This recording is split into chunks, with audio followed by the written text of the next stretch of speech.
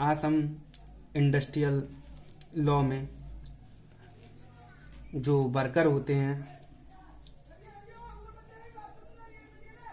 उनके एक दिन में या मतलब उसके वर्किंग घंटे या वर्किंग आवर क्या होते हैं, एक तरीके से कहा जाए एक हष्टपुष्ट व्यक्ति अगर किसी कंपनी या कारखाने में काम करता है तो उसे कितने घंटे काम करना होता है और क्या क्या नियम है उसके विषय में जानेंगे।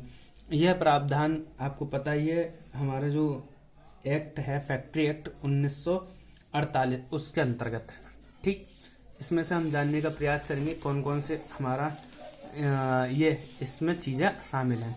तो सबसे पहले हम जानेंगे कि ये सारा जो कुछ हो रहा है वो किसके अंतर्गत हो रहा है। ये सारा कुछ हो रहा है फैक्ट्री एक्ट 1948। भाई सबसे पहले इसमें जो एक वयस्क की बात चल रही है, पहले वयस्क कौन होता है उसे जान लेते हैं। वयस्क अडल्ट जिसने अपनी आयु के 18 वर्ष पूरे कर लिए हैं वह एक वयस्क व्यक्ति होता है। क्लियर, चाहे वो स्त्री हो चाहे वह पुरुष।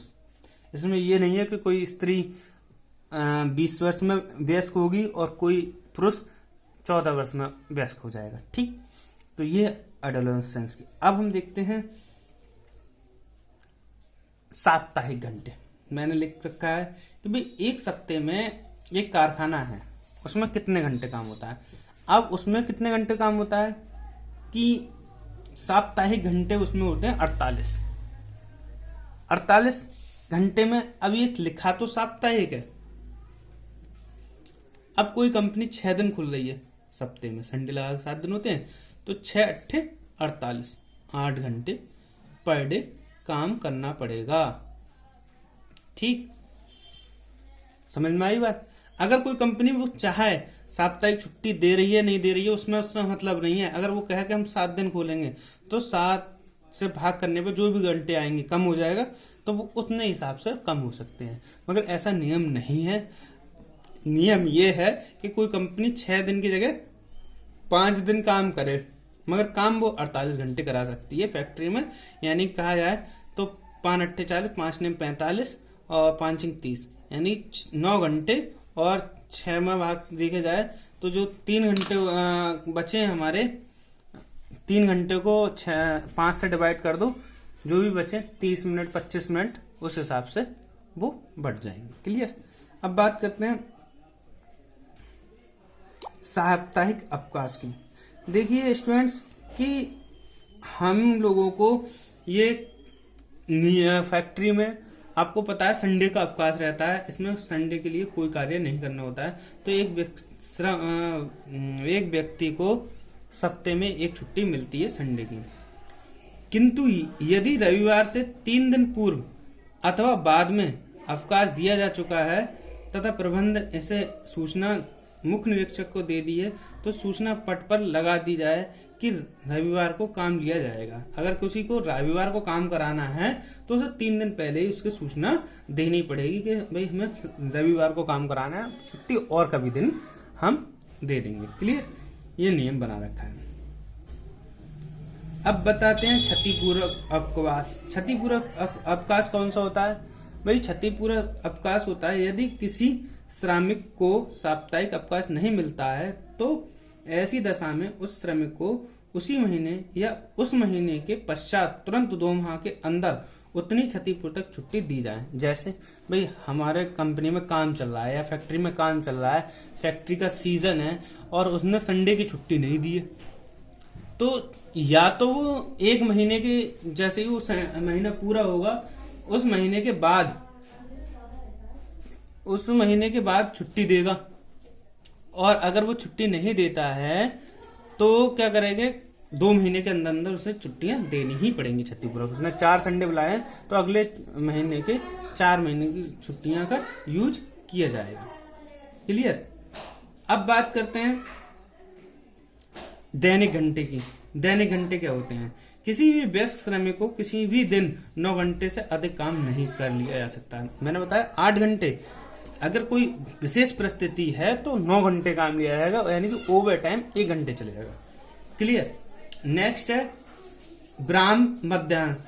भाई किसी भी कारखाने में हर किसी को विश्राम की आवश्यकता होती है, जो लंच टाइम कहते हैं। तो उसे वो लगातार 5 घंटे से अधिक काम नहीं लिया जा सकता और प्रत्येक 5 घंटे के बाद आधा घंटे का विश्राम होना कर सकते हैं। परंतु कभी कभी टाइमिंग ज्यादा है तो जो मुख्य निरीक्षक है वहां पे का, तो वो उस 5 घंटे को बढ़ाकर 6 घंटे कर सकता है कि 6 घंटे लगातार काम लेके फिर आधे घंटे का ड्रिप दे दे, मतलब ठीक। अब नेक्स्ट आ जाता है हमारा कार्य के घंटों का विस्तार। देखिए स्टूडेंट, कारखाने में वयस्क श्रमिकों को कार्य अवधि इस प्रकार निर्धारित की जाती है कि उन्हें श्रमिक सहित 10.5 घंटे से अधिक कार्य न करना पड़े। मुख्य निरीक्षक ऐसा कारणों में से जो लिखित रूप से निर्देश दिया जाए इस अवधि को 12 घंटे तक बढ़ाया जा सकता है।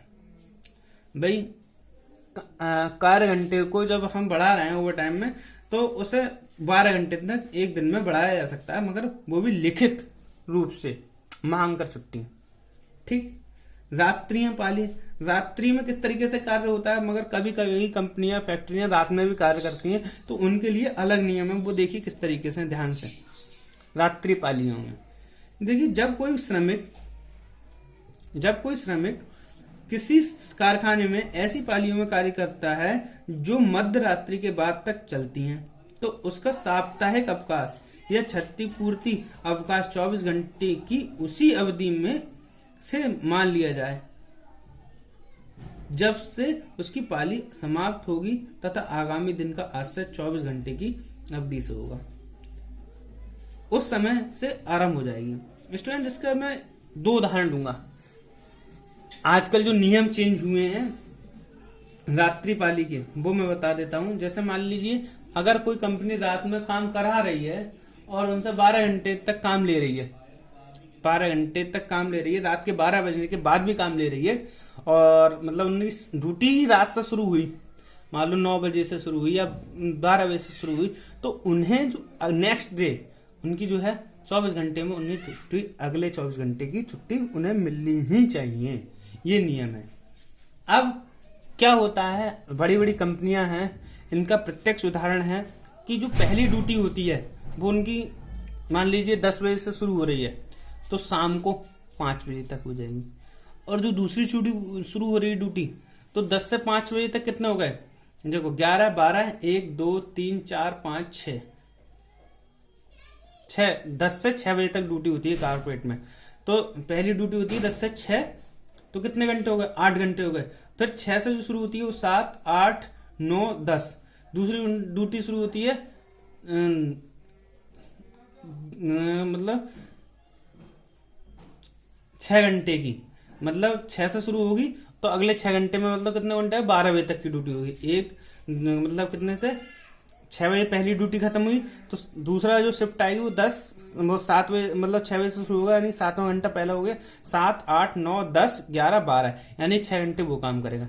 अब हमें मान लो तीसरी भी शिफ्ट लगानी पड़ रही है, तो वो अगली शिफ्ट लगती है केवल 4 घंटे की, 10 से 4। अब उसके बाद कोई शिफ्ट लगानी होगी तो वो शिफ्ट चलती है 10 से 4, वो भी 4 घंटे की चलती है, 4 बजे से 4 से चलेगी वो 5। तो इस तरीके से शिफ्ट वाइज चलती रहती है।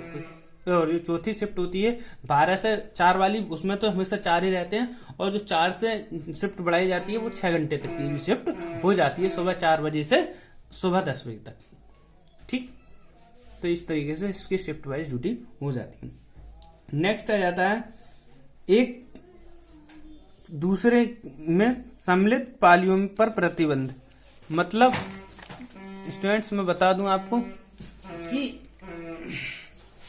क्या होता है कि हमारे जो भी वो है एक पाली से दूसरी में सम्मिलित पालियों में प्रतिबंध, कहने का मतलब है किसी कारखाने में जहां पालियों में कार्य होता है वहां पालियों की व्यवस्था इस प्रकार से निर्धारित होती है कि एक पाली में कम करने के पश्चात उससे दिन श्रमिक को दूसरी पाली में काम नहीं कराया जा सकता। कहने का मतलब क्या है कि मान लो एक ने ड्यूटी करी मतलब 10 से 6 बजे तक करी तो 6 से 12 वाली शिफ्ट में उसे काम नहीं कराया जा सकता, 12 से 4 वाली में कराया जा सकता है, ठीक। लगातार दूसरी पाली में काम नहीं कराया जा सकता। आधी समय के लिए अतिरिक्त मजदूरी अगर कोई व्यक्ति अपने घंटे के 9 घंटे तक काम करने के बाद भी उसे काम करना पड़ रहा है तो वो केवल 2 घंटे मतलब जो मान लो जो ड्यूटी है उसे 9 घंटे बढ़ा के कर दिया सकता है। 48 घंटे की ड्यूटी होती है और एक दिन में हम अधिकतम 9 घंटे काम कर सकते हैं। अगर उससे भी ज्यादा उसे कार्य करना पड़ रहा है तो क्या करेंगे, उससे अगर काम करना पड़ रहा है तो उसके बाद जो भी उसे काम कर रहा है तो जितना भी वेतन है उसका, उस वेतन से दुगने पेमेंट पर उसे कार्य करना होगा। कहने का मतलब क्या है, जैसे मान लीजिए उसके 8 घंटे में 500 रुपए मिलते हैं, 8 घंटे में उसे 500 रुपए मिलते हैं और उसे अगली पाली में पूरा दिन काम कराया, मतलब 6 घंटे भी काम कराया तो उस 8 घंटे की 500 के दुगने यानी कि 1000 रुपए उसे देने पड़ेंगे मालिक को। तो ये इस तरीके का प्रावधान हमारे फैक्ट्री एक्ट में शामिल हो जाता है, फैक्ट्री एक्ट में शामिल हो जाता है। उसके बाद आ जाता है व्यस्क दोहरे रोजगार पर प्रतिबंध। अगर एक व्यक्ति जब काम कर रहा है एक फैक्ट्री में तो एक फैक्ट्री के साथ दो फैक्ट्रियों में काम नहीं कर सकता। वो सोचे जैसे कि मैं सुबह मान लो हीरो की कंपनी में काम करूं, हीरो मोटरसाइकिल की कंपनी में 10 से 6 बजे तक ड्यूटी है और दूसरी मेरी मान लो दूसरी मारुति की कंपनी है उसमें मैं रात की शिफ्ट कर लूं, तो एक व्यक्ति जो है 2 कंपनियों में काम एक साथ नहीं कर सकता, उसे एक कंपनी में रिजाइन देना पड़ेगा। उसके बाद है वयस्कों के लिए कार्य की अवधि। तो जो वयस्क होते हैं, अडल्ट होते हैं, उनके लिए जो कार्य की अवधि है मैं आपको बता चुका हूं कि उन्हें एक दिन में 9 घंटे अधिकतम कार्य लिया जा सकता है, ठीक है। और उसके बाद आया था स्त्री श्रमिकों की नियुक्ति की अतिरिक्त प्रतिबंध। स्त्री श्रमिक जो होते हैं कारखाने में भी 9 घंटे की ड्यूटी होती है, शाम को अधिकतम स्त्रियों को 7 बजे तक रोका जा सकता है, उसके बाद कंपनी में फैक्ट्रियों में स्त्रियों को नहीं रोका जा सकता, ठीक है। Thank you very much.